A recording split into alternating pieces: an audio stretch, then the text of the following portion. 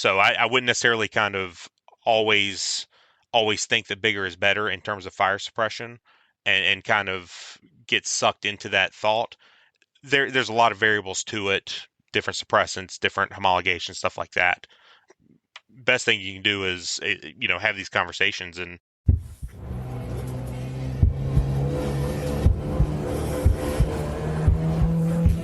Green flag. Green flag. Welcome to the Blind Apex Podcast, where amateur club racers tune in to get faster.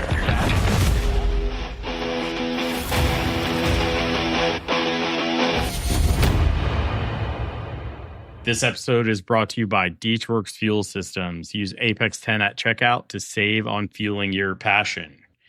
This is a follow-up episode for the one I had with Chris. We were talking about his fire, the fire he had, the lessons he learned, some of the mistakes he made, some of the stuff he did right. But Chris is shopping for a new fire system.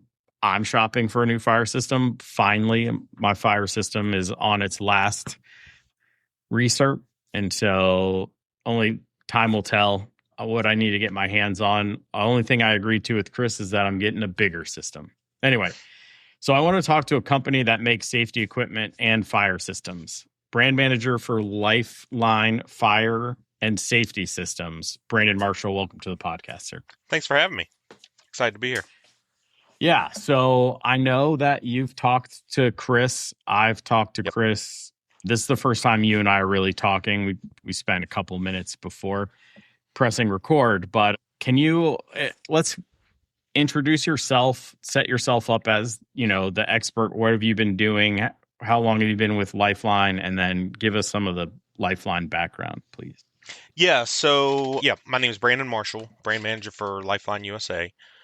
I've been here since day one of Lifeline USA, roughly 11 years ago. We took over the U.S. importing distribution in December of 2015.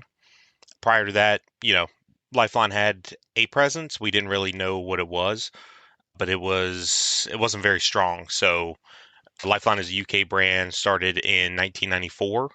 So it's in its 32nd year now. Known pretty well worldwide, but in the U.S. it was struggling a bit. So we were tasked with kind of growing the brand. It's well known in road racing community, what we found out. So yeah, that's kind of the background of Lifeline.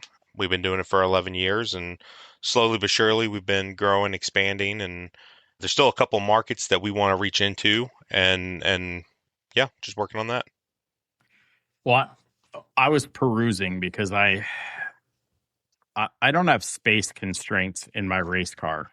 Right. I have to balance weight and effectiveness, right? Right. So cruising, I saw that you guys have a sprint car specific setup, which I thought was cool. Doesn't seem like big enough for what I want, but I carry a lot more fuel than they do. So yeah, you are branching out. You guys have been around for a while. You guys did get kick off in the United States, I think a while ago. A decade is a long time to come into the United States and get a brand out there and stay put, right? So yeah, especially when you consider the U.S. market we do our own thing, right? Outside of the world, especially in motorsports, like everything's pretty uniform, but when you come to the U.S., we do our own thing here, so it's a little bit of a different market.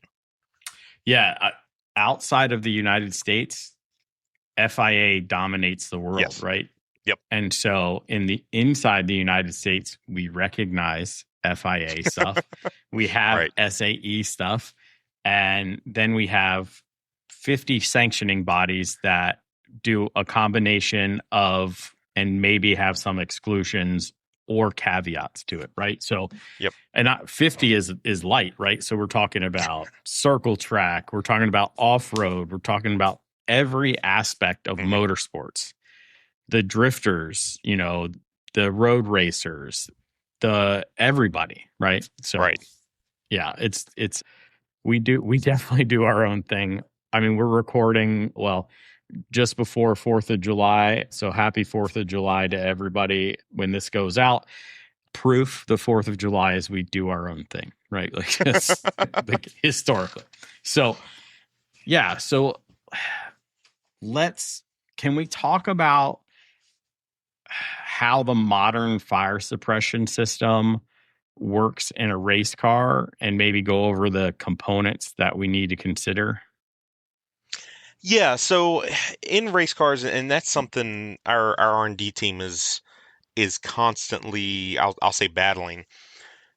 We've got a pretty thorough range between FIA, SFI systems. There's actually two levels of FIA, and we're always looking for better ways, or you know better suppressants, etc. So it's not uncommon for them to constantly, 3 to 5 days a week, be at the test house in the UK, and, or I should say the testing facility, you know retesting the same systems we've had on market for 8-9 years now. That's just, they see different things change in fuel, whether it's pump gas or race gas or biofuels. That's one that's come about in recent years that has been, honestly kind of tough to deal with because it doesn't react to fire the same way. So that's kind of some of the challenges that we face, or I should say our R&D team faces. In terms of in the car, space is certainly, that's certainly a challenge for some vehicles. Hitting on what you said a minute ago, most of your NASA, SCCA, Champ Car, Lucky Dog, those cars typically don't have a space or weight issue. But one thing that you do have to make sure you're getting right is the appropriate system. So you mentioned Sprint Car, that's a very specific system that was developed for those vehicles. We talked to teams, organizations, drivers, and typically we would like to obviously protect the driver. That's goal number one. But we also want to protect where the fire is most likely to happen, which for us, it's going to be the engine bay. When we talk to all these teams, though, those cars get torn down like every single night. They race, they tear them down, rebuild them, and then they go race the next night. So with that, they wanted something that was simple to install. They didn't want all the lines and connections and stuff that you have to take out. And for those specifically, they were telling us that fires happen 99% of the time at the fuel block slash pump, kind of down next to the driver's leg. So we went after that with, obviously the input from the teams of what they wanted. We also can't sacrifice performance while we're trying to do this, else, it doesn't really make sense for it to happen. So that was a little bit tough, but we were able to develop a system that can sit actually pointed down, with the head pointed down, and kind of sits between the driver and the fuel block. The issue there is a lot of times the fittings just get worn out, or they don't get tight, or they get over tightened, and it gets over tightened to the point where it becomes loose, if that makes sense. Right. So that's where the fuel fires typically happen, and this helps create that barrier right there. So I talked to a guy yesterday who was interested in putting one in a Legends car, for example. I've talked to guys who want to put them in like Specky 46s, Specky 30s. It's not appropriate for those vehicles because it was designed specifically for this one. So, usually when we're talking about like GT or sports car racing, you have a lot more space in those vehicles. Usually, again, you're going to want to protect the driver first and foremost. It's kind of our thinking that the most likely spot of a fire is going to be the engine bay. FIA and SFI kind of differ in the requirements beyond the driver. SFI wants to protect the fuel cell area, the trunk. FIA wants to protect the engine bay. And, for us, obviously, I've said it, I'm going to say it again, protect the driver, give them time to get out. And we see more often than not, you're going to have a oil line break off. We've actually seen some fuel lines break off in the engine bay recently. You get fluids that hit the headers, a lot of times turbos, etc. So it's kind of our goal to protect the engine bay beyond the driver, to at least try to buy some time until corner workers can get there with extra fire extinguishers and help fight the fire. Yeah, so there's a lot we have to consider when we're looking at these, right? So Yeah. what is the type of agent that's in the bottle? I think that helps determine the nozzles and stuff, but I'll let Mhm. you expand on that. Some of them are pressurized. I saw that you guys have a system that like you dunked electronics into it while it was still working, right? Right. Because some of the old school systems get into things, right? And cause Right. issues, right? So there's long-term effects that you need to think of. You can pay for this certain fire system, and then if you ever have to use it, you're not replacing a whole bunch of random stuff that you didn't realize that you hurt just by using your system, or potentially hurt, right? So Right. can we talk a little bit about like what are the components and some of the considerations we need to make while we are choosing a system? Yeah, absolutely. So, one thing I don't think it gets talked about enough, but fresh on my mind because I actually had a conversation with someone yesterday about this, is fuel type. Fuel type is a consideration because traditionally, to take you back a little bit, so, you know, 40, 50 years, even 30 years ago when Lifeline started, Halon 1211 was kind of the product. It was gas. Come to find out, it wasn't very friendly for you, for the environment, etc. So it got phased out. It was replaced by foam, essentially, typically AFFF or aqueous film forming foam. And that was kind of the standard for, I would say, roughly about 15 years. One of the challenges with that, speaking about fuel types, so standard AFFF or standard firefighting foam, it really will have no effect on that. I'm sorry, will have no effect on like ethanol, methanol, E85, etc. There is a alcohol resistant version of that. It's a little less common, but we still have it in some systems. Some of our competitors do still use it. Foam is one of those things that is, slowly but surely going away. It is certainly cost effective when you get into, you mentioned the material that we have electronics sitting in. So that's one of the things we've done for years. We'll go to PRI, for example, or we actually did a grand opening this past weekend. We'll literally just have a fish aquarium full of. Previously, it was Novec 1230. That was 3M's trade name. It's now called FK5112, which is the chemical name for it. So we have an aquarium full of that will just, have a tablet playing video and just dunk it down in there. So that FK5112 gas has kind of become the standard, or what you'll see quite a bit more often now. Again, there is a little bit more cost for that, but with FK5112, it is highly effective against E85, ethanol, methanol. And I think, going back probably 10 years, we weren't seeing so many grassroots cars that were running, special fuels, alcohol, etc.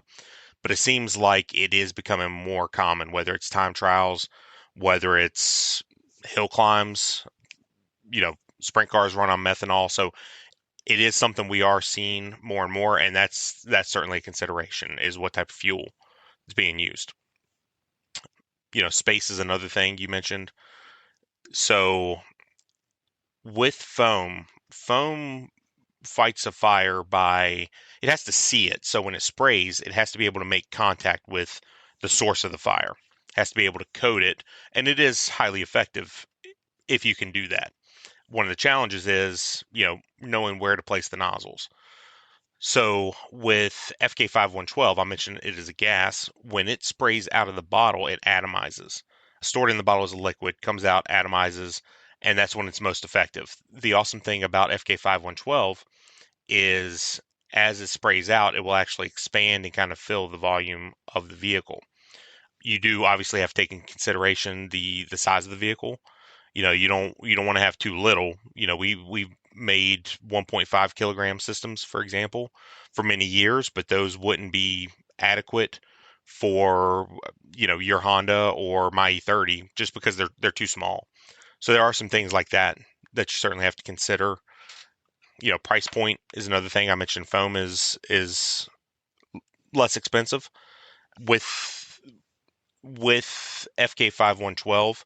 As you step up into that, there is unfortunately a little bit more cost associated with technology, and we've got systems that meet the most stringent fire testing in the world with the FIA that can run $2,000, $3,000, $4,000. That's certainly not our go-to for the grassroots guy. You can still get a very, very effective system for $500 to $1,000.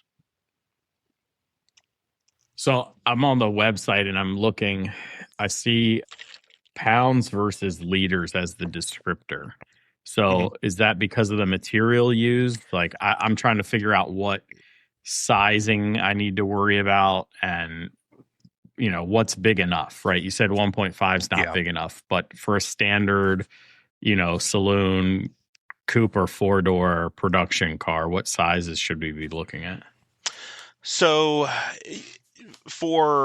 like you said, for saloon, sedans, etc., typically you're going to be looking at a 3-liter or 4-liter AFFF, ABF foam.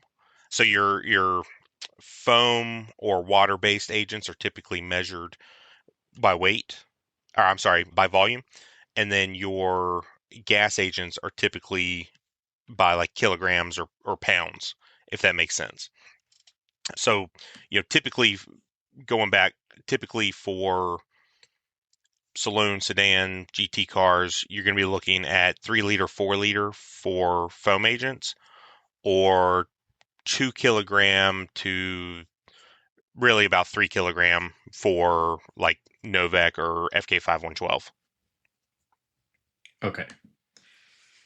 So what are some common mistakes you see in fire system installations? I've seen a lot. Probably. Me too. So the first thing that comes to mind is, first of all, people not reading the instructions. The instructions are the answer to how to install it. It talks about, nozzle placement, nozzle positioning, how and why to mount the bottle specific ways. And too many times we see people, not running all the nozzles, or they buy extra nozzles and install them. That will affect the science behind the system. The science is, or the system has been optimized. It has passed, whether it's SFI testing or FIA testing, it has passed that testing with essentially the kit you receive. When you start, changing components, whether it's adding nozzles, taking away nozzles, changing tubing size, etc., you are affecting the performance of that system.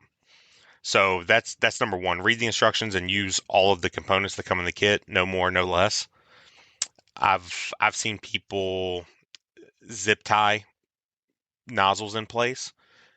Zip ties are can be pretty sturdy, but you got to think when you deploy that system, the pressure behind that nozzle, it can wiggle around, it can move around, it could break free.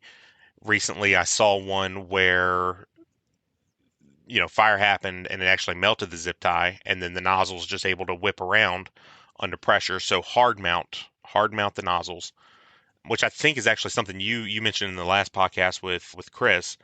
And another thing you mentioned was the pull cables for mechanical systems. Too often we see those mounted on just like a plastic pop-in panel or something. So when you go to pull the cable, the whole panel comes off with it. So, make sure that is mounted to a nice hard surface so that when you pull it, the rest of it stays intact, and the only thing you're actually pulling is the handle with the braided cable inside. I would say that those are probably the biggest things. When it comes to like handheld extinguishers, they're a nice complementary piece. I've seen those zip tied to roll cages to, basically get through tech, but Lord help you if you ever need one, because you wouldn't be able to get it off the roll cage. Well, yeah, and if you actually had an accident, that thing becomes a missile. Like Exactly. anything of any G's. So let's not do that. Right.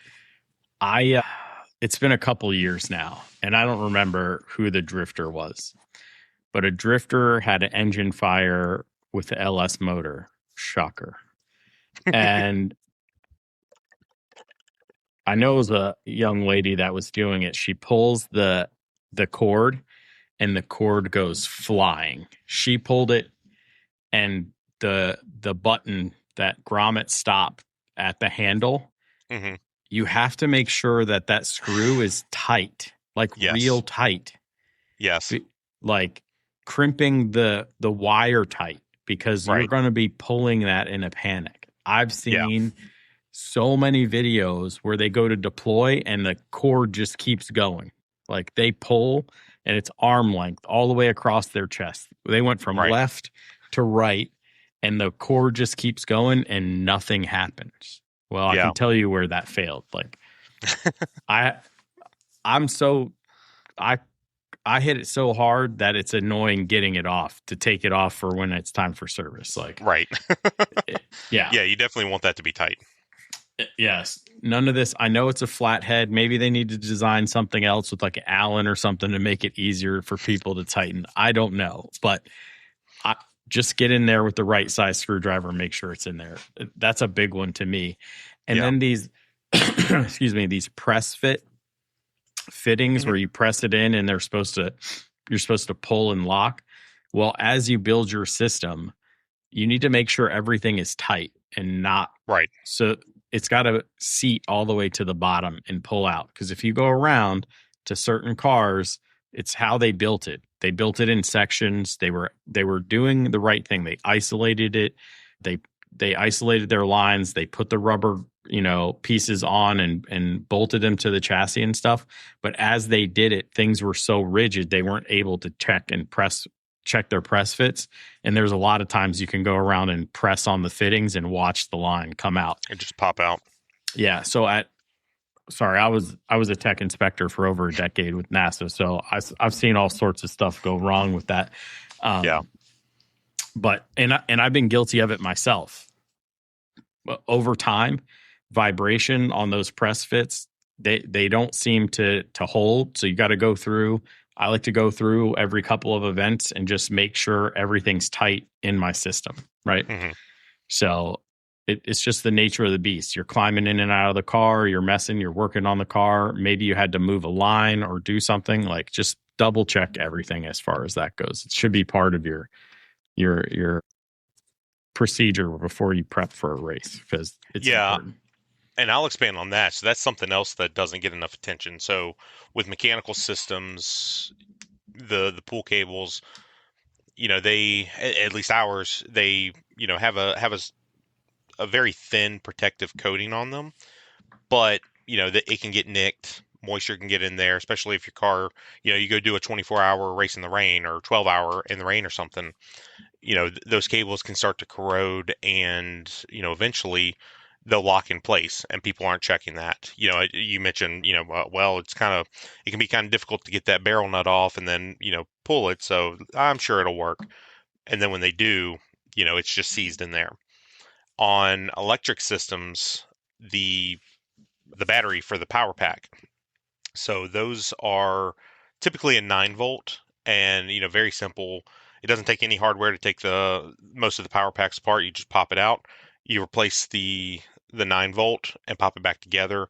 You can do a full battery check, system function test, etc. And like you said, just make it part of I call it a nut and bolt, but make it part of your nut and bolt before every event. Yeah, absolutely. I'm actually kind of interested in the electronic systems and some of the sensor systems and how those get set up. Can we talk about, because I don't know, 20 years ago it was mechanical, right? We didn't have battery packs. We didn't have the option for certain types of sensors and things like that. So can we talk about where the technology is and where we're sort of aiming as an industry? Yeah, so there's kind of two different thoughts of this depending on what homologation or certification. So SFI, you're I don't want to say almost always. I've never seen anything but the thermal bulb. It's pretty much like a sprinkler bulb that you would find, in a building. I know, different companies will do it different ways.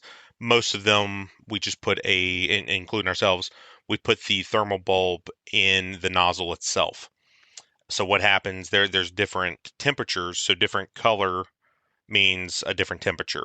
Our default is red, which is 155 degrees. So once that bulb reaches 155 degrees, it's usually, we've seen in testing, right around 3 seconds for it to burst from the heat of the flame, and then it deploys through that nozzle alone. With FIA, you typically won't find the same thermal bulb setup, but with electronic systems, you have the option to add in a fusible link or heat detection cable. The brand we use specifically is Protecto wire, but what happens is you just wire it in like you would a normal switch, and then what happens is, once it heats up, the sheathing will melt off of it, and it's a spiral bound cable essentially. And once that sheathing melts, it collapses on itself, completes the circuit just like if you were pushing a momentary switch to activate the system, and then it deploys the system. But with that, it will actually discharge through the entire, call it, network of tubing and nozzles, and so you get a little bit more of a layer of a blanket of protection, if that makes sense, with it coming out of 5, 6 nozzles versus just the one. The one is in the area of the fire, but fire can spread very rapidly. So having that blanket of protection, I feel like is a little bit better. Yeah, for sure. Chris's video shows how fast fuel spreads, right? Like, Yeah. It moves. So, and he didn't have much fuel. So, yeah, I think he said it was like a second. Yeah, he said of the fuel pump running. About 1 second of the fuel pump running before the computer shut it down because it noticed the issue. So go look at Chris's stuff, man. You guys need to look at this. 1 second caused that. And there's footage, there's still pictures, there's all sorts of stuff in car, out of the car. It was nuts. So yeah, you want to prepare for that stuff. So, okay, let's talk. Someone who's just getting into HPDE or club racing, outside of, wearing their balaclava, maybe getting a suit and stuff like that, what should they be looking at for systems, say, in a street car or a car that is on the street but moving towards racing or something like that? Where should we all start?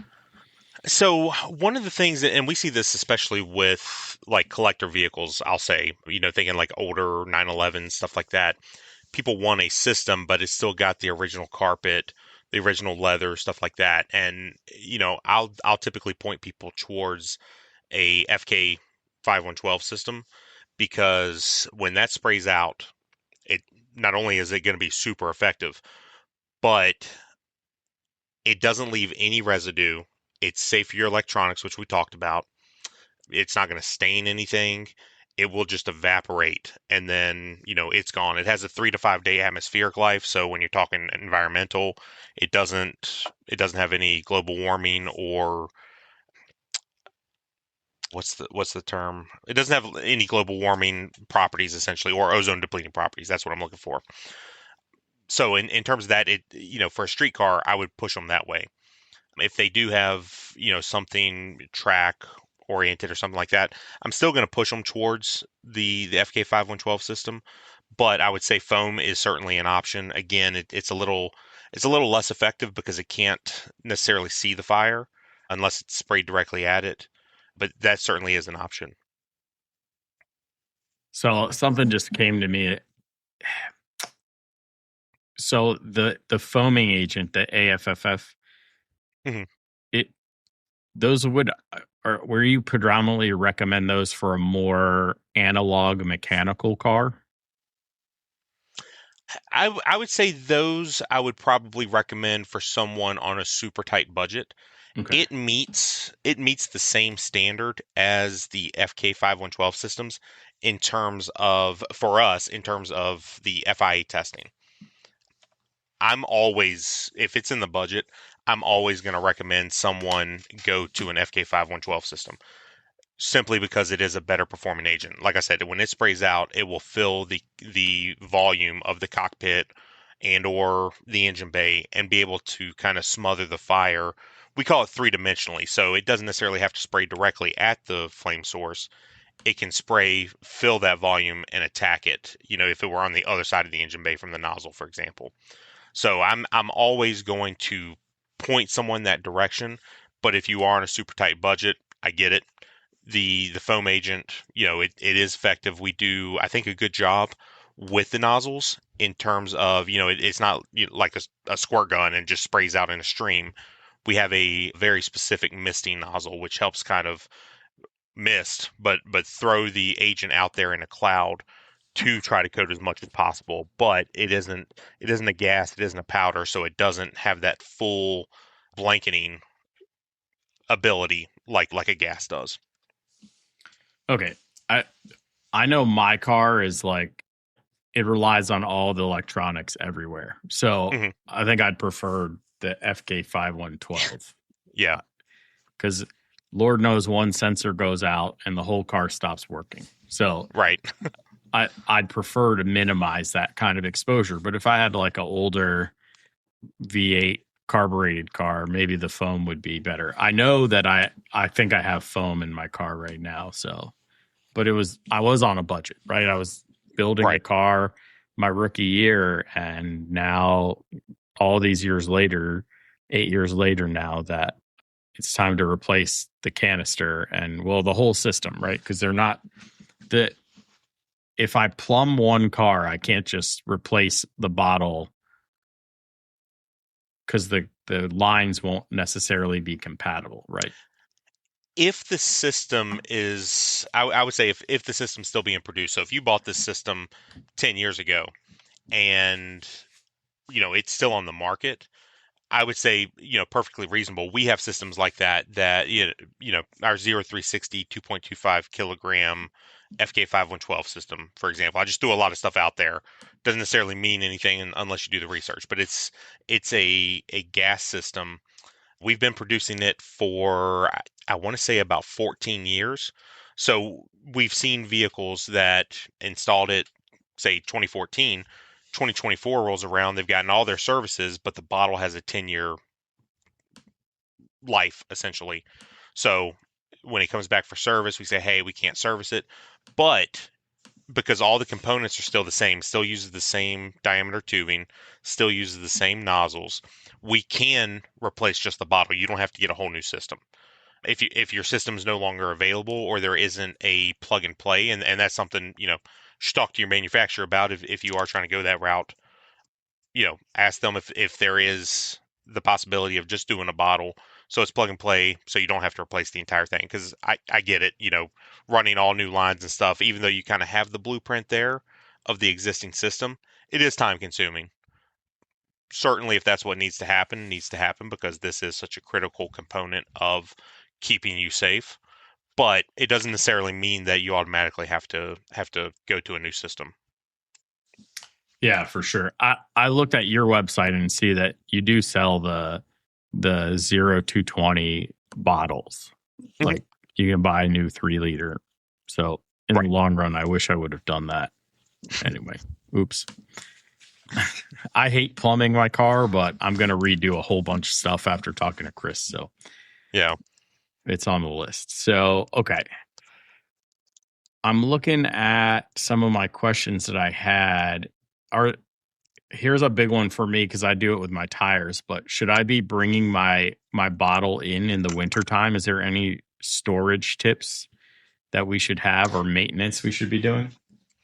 So in terms of maintenance, to answer that question, these bottles are rated down to, I want to say it's something like 4 or 5 degrees Fahrenheit.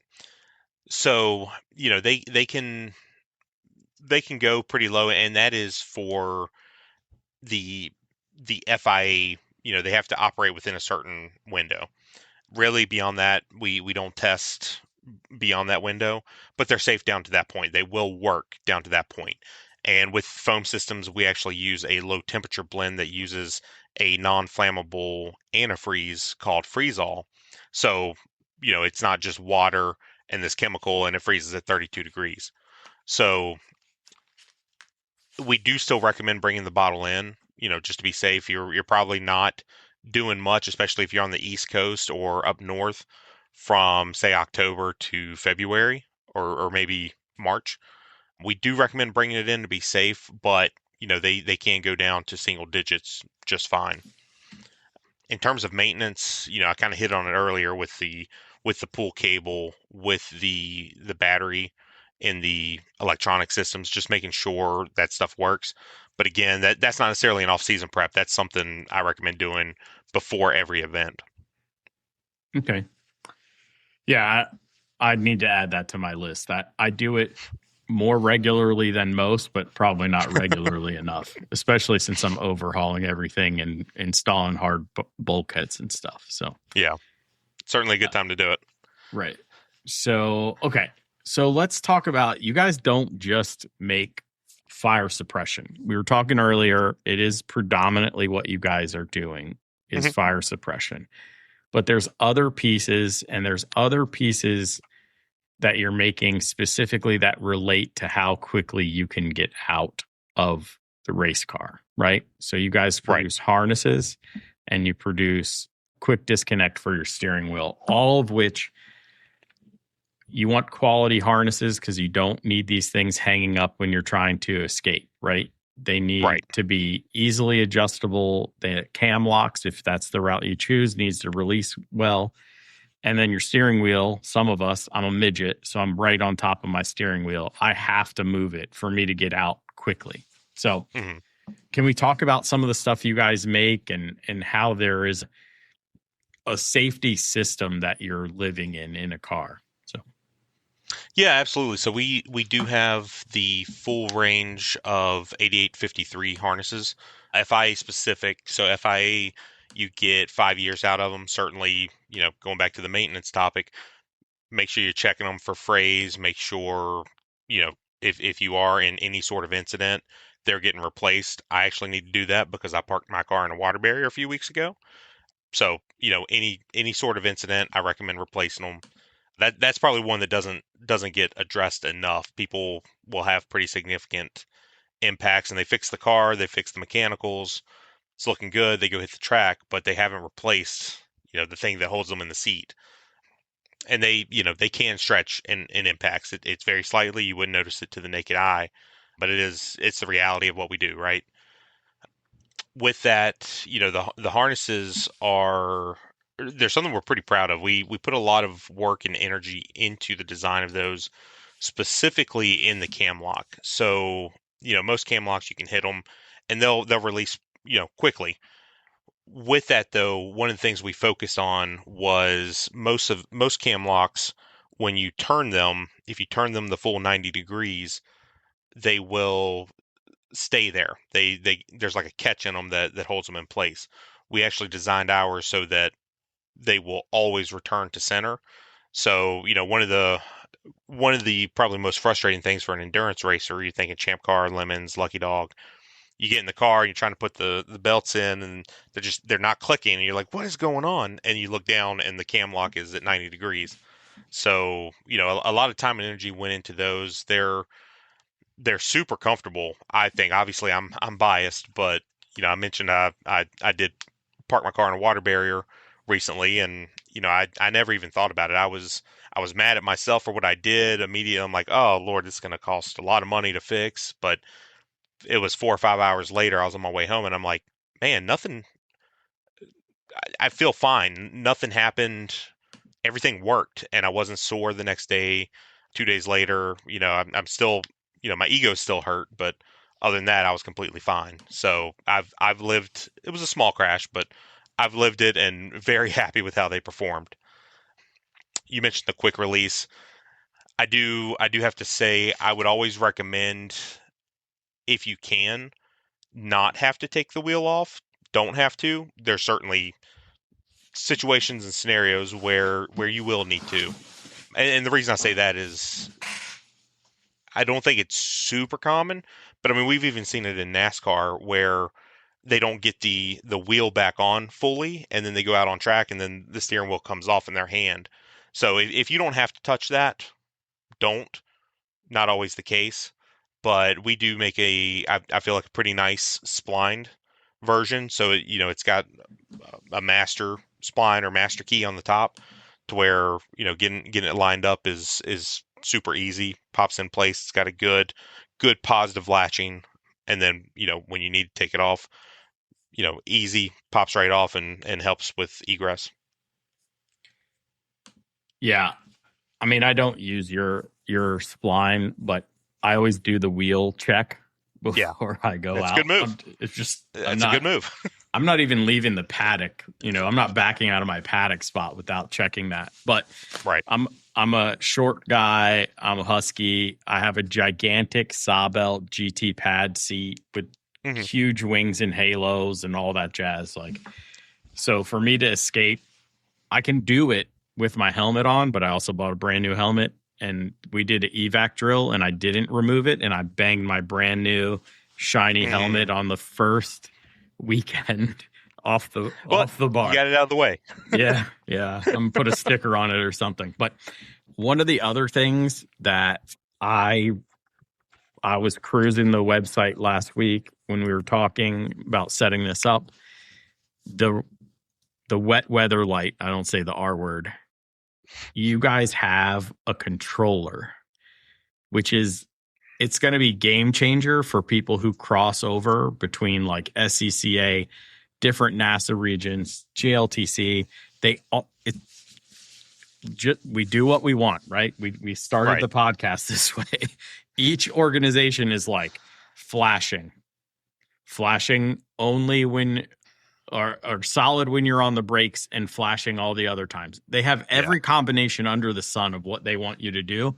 Yep. And this makes it easy to be compliant with most of them. I'm sure there's some combo that hasn't been thought of yet that somebody's in a request, but I saw that and I was like, oh, this is what I need. Cause right now I have to depin and like do all this stuff, to swap the modes around.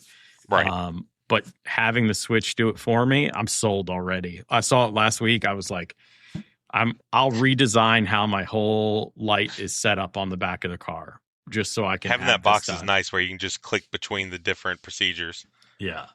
And so with that, the FIA, when it comes to rain lights, they kind of define the window of brightness, if that makes sense. It can't technically, when the light is operating, it's never off. It will dim to a certain point. I forget what that figure is, but it's almost, to the naked eye, it's barely visible. But there's a certain point where it can't be, it can't go beyond. It can't be too bright. Ours is the brightest on the market by about 3.5 times over our competition. A lot of people, I mean, we've had people ask us, like, is there a way to dim it? Well, no, it's a rain light. It needs to be bright when it's raining, when it's wet weather. Sorry, I don't want to. Hey, you can say it all you want. I'm just trying not to jinx my life. So it needs to be bright when there's precipitation, because that's going to, restrict view. It's gonna make things harder to see. I've got some pretty good videos of Specky 46. There was a race where, Specky 46 is following another one. They're nose to tail for a full lap, and then this is a CMP. They get to the hard braking. I forget the turn number, but it's before the kink.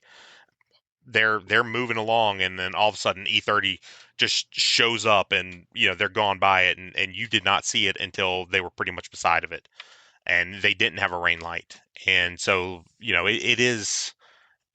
it's a pretty important piece people don't think about. Not necessarily, if you're doing autocross, if you're doing circle track stuff, they don't typically race in the rain. It's not something that I would necessarily recommend.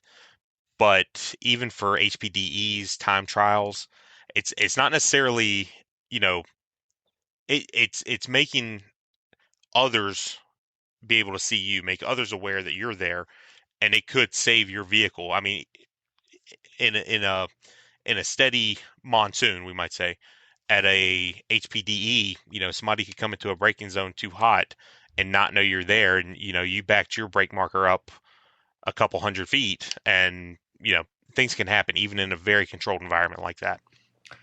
Absolutely. In terms of that controller, I do have to admit that is not actually our product. Mm. That is a Kevin Toulet product. He's kind of the brain behind that, created that thing, and yeah, it's been a good seller because it's, for the most part, it's plug and play, and then you can go race with BMW CCA, you can go race with NASA. I know in the past NASA, there's been different regions that would require the Yep. lights to act differently. So yeah, he's thought of all that, and yeah, it's a game changer. Yeah, for sure. I'm down, man. I saw it. I was like, I'm in. I got to order one.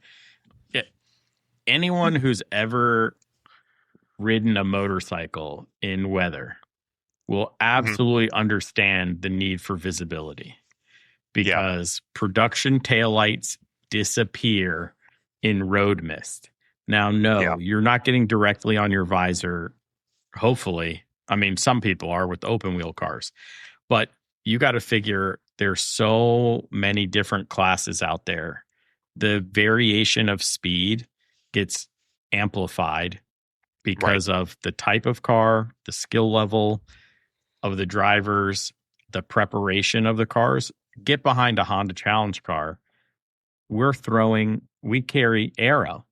So we're Mm, throwing wicked amounts of air around. Okay. yeah, That's atomizing all the moisture we're kicking up, right? It gets worse. You will not see, two or three of us ripping down the straightaway. You won't be able to see where we are without a right, good light. So right. we have to have that stuff. And And if it's you're funny one you of, mentioned that about go ahead. motorcycles. I actually know 3 or 4 people that have put them on their motorcycles and only run them during the rain. But yeah, Dude, these people are already on their phones and stuff. So you don't need to encourage them by not letting them see who you are, especially when all you have is right, some leather and some padding. It's probably a good idea. But right. I'm sure they would get really angry if I put them on my street car. But sometimes I feel like it because I'm looking around and I'm like, these people have no idea what they're doing in the wet. So, anyway, is there anything that we missed? I know you said you took some notes and maybe some stuff you wanted to clarify from listening to the episode with Chris. Did we miss anything? One thing that I had made a note of previously. So one of the things we get is people wanting the biggest bottles possible, which I can certainly appreciate, wanting the most protection. There is some different considerations there. Bigger doesn't necessarily mean better. Mm-hmm. Um, one of the challenges is primarily trying to describe and understand. So what we like to do is compare, like the 0 2020. That's a 3 liter foam bottle. When you are comparing it to, say, a 2.25 kilogram 0 360, so those things aren't necessarily comparable. We're talking liters versus kilograms.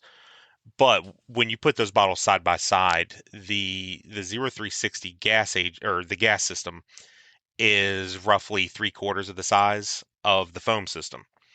So that right there kind of shows you that it takes more foam to pass the same test as the gas agent. But furthermore, I would say that gas agent is, if you had a 4 liter system in there, it would outperform a 4 liter foam system. So size doesn't necessarily mean better, because I mean you could go get 20 liters of foam, but at the same time you could run a 3 kilogram FK or Novec system, and it could be more effective. The design could be more effective. The delivery of it, that plays a big part. And even when we get into like FIA versus SFI, typically I will try to point people towards FIA, because we do feel like, again, obviously we're protecting the driver first and foremost, but you're more than likely going to have a fire in the engine bay. So let's protect that. SFI primarily stems from, you think NASCAR, circle track racing, and those cars do have a history of, getting spun, backing into a wall, fuel cell will come apart and have a big fuel fire. Different Especially styles the of new racing, car. right? Exactly.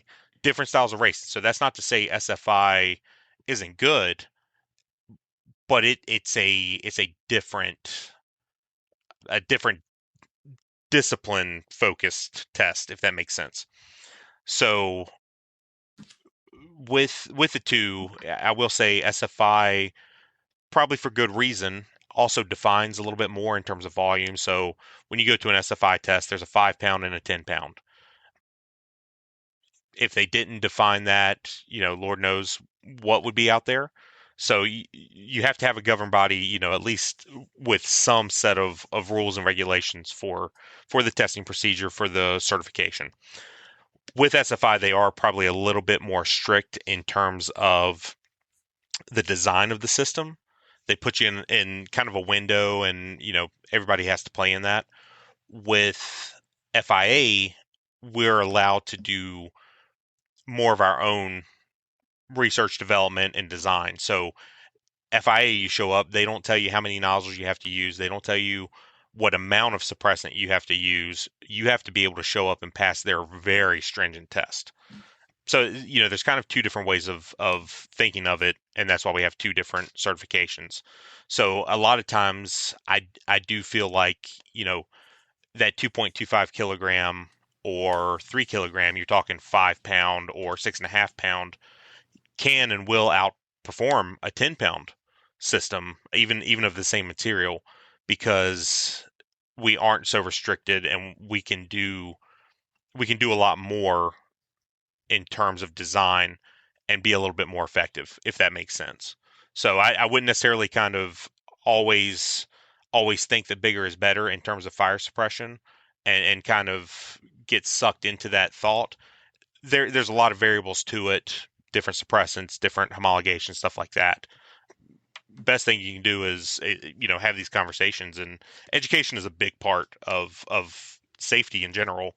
But we found, whether you go with Lifeline or you have a brand you currently use, if you've got a buddy at a place that does this, education is a big deal for us, and we're going to do our best to educate you on fire suppression, fire safety, and then you can make a well-informed decision from there. Yeah, I mean, I think matching the kind of propellant that you need is important, and then Yes.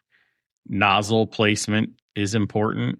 I have a K series engine, so I have oil and exhaust on one side of the block, fuel on the other side of the block. Both sides of the block need to be covered, right? Right. It's just how it works, right? I can probably get away with 2 nozzles in the engine bay, where some V8s, depending on how they route their fuel, where the headers are, probably need 3 nozzles, right? So you need to take those types of things into consideration when you pick your systems, and then Absolutely. and how you have it placed in the car, right? Definitely at your feet, because that's probably where the encroach would come from. But you have to know where your fuel is running. Where are your fuel lines in the car? Where are the Right. holes in your car, in your chassis? I try to seal all of mine up, but now I need to seal them up like for real. But not just random little plugs or whatever, but really, really look at how you're sealing off your car. Yep. Those are really important. And then, like you said earlier, people do not read the instructions. The instructions will tell you how to face the nozzle coming off of your bottle. Right. That's important, right? Right. The orientation, even like on the 0360, there's a small slit cut, and we want it sitting, 90 degrees versus straight up and down or tilted or anything. Like, all that stuff is important. Yeah, it's designed to lay this way. It's designed to be installed this way. Really, if it's maybe the space you have dedicated for it, or how it's configured. You may have to go to a different style than you thought, right? So Yeah. all of these things are considerations that we have to take in when we look at it. It's not a checkbox on your tech sheet. It's not. It was added to your tech sheet for a reason. It's not just Right. some box we're checking, right? We're going to Right. do this right. We want to make sure it's effective. Think of all the money you have invested in your car, all the blood, literally yesterday, the sweat. I've never sweat so bad in the garage. All the blood and sweat and tears that you have in your car Absolutely. to then have something occur and one of your safety items malfunctions and you lose it. Like, that's not how you want to operate. So, right. And, a couple of things. These aren't us selling a product. We don't do any, suits, helmets, what I would call driver gear. I cannot stress enough, good quality equipment. Where, even if you have a 3-layer, 5-layer, I don't even know all the layers. I'm not a suit guy. But if you have a multi-layer driver suit, still wear the Nomex underneath. Like, all of this stuff, it's a system. It's a system to save you. Wear your balaclava. A lot of people don't do that, and for people starting out at HPDEs, if you can afford a suit, wear one. Don't be embarrassed to be the only person at the driver's meeting Saturday morning wearing your suit. Like, fire doesn't discriminate. I've seen street cars at HPDEs go up in flames, especially when you start, modifying them. You need higher pressure and fuel, turbos, you go bigger turbo. Like, all of these things are a potential failure point. Doesn't matter if the car is caged, if it's a daily driver. When you start putting it in these environments, it's taxing on the vehicle.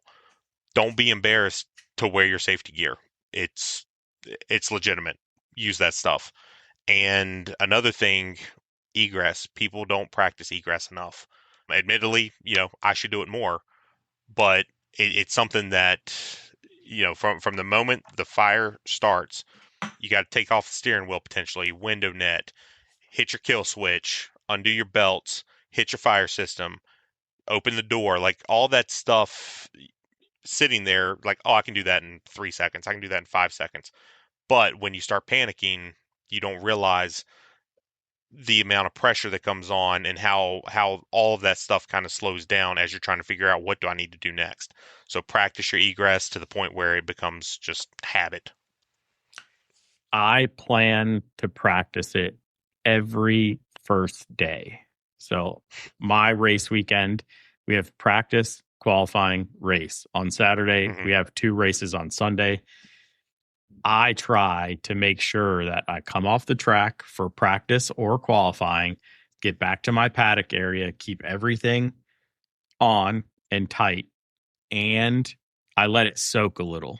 I want to be uncomfortable. I want the heat. Yeah. I want to be hot. I want to be uncomfortable. I want the sweat to start pouring, and then I do my egress drill. Is anybody timing me? No. But what happens is I learn, oh, my order of operations, I'm not doing that correctly, right? Yeah. I need window net, cam lock, clear my Hans, on my way to the bars, and then out, right? Like, yeah, my order of operations is important. If I mess it up, I need to know, like, it's not ingrained enough yet. And I need to go, okay, next time, this is what I do. And then, so I always try that once a weekend. It's one of the things I do, usually on a Saturday. So if I think that's a really good move. If I'm doing a practice day on Friday, you can guarantee I'm doing it multiple times. So yeah, I think that's a really good move. And I hadn't thought about, sitting in the car, soaking, getting hot, uncomfortable. That's actually, I like that. I'm gonna start using that and telling people that. In any way you can make yourself, you cannot replicate the stress you're going to be under. No. But what you can do is make yourself uncomfortable. It is a stressor. It is not the same, but it's something you can do that makes you have to think, makes you work a little harder, and make sure that when you're working harder, you're still doing it correctly. Because when it happens, when it's go time, it's not going to be pretty. So right. Let's not do sunshine and rainbows, right? When we go do our practice stuff. So Another thing that will help too, and I made a note of it to mention it, is your activation points. So whether you're using pull cable or momentary switch to push, make sure you've got one in reach of you when you're belted in. You can just reach up and hit it or pull it. At the same time, I can't stress enough to make sure that they're accessible to outside workers, people outside the vehicle. I've seen, pull cables down underneath the radio. Cool. If you can reach it, great.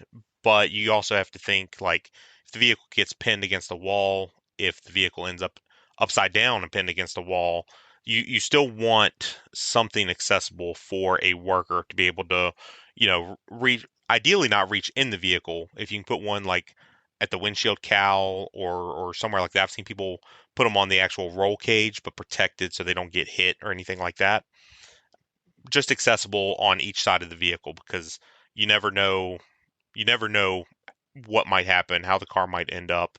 So I think that's a good move too. So, you're ensuring somebody can activate the system. Yeah, and maybe your kit, your car, is not optimal for where you should place your pull system. Buy the longer cable and get it done correctly. Don't compromise. My side, the driver's side, was too long for how it was routed. There was too much slack, so I had to buy a shorter line. Big deal. What's $10, right? We're already in this. We're in it for tens of thousands of dollars. Right. Right. What's $10? Get the right thing.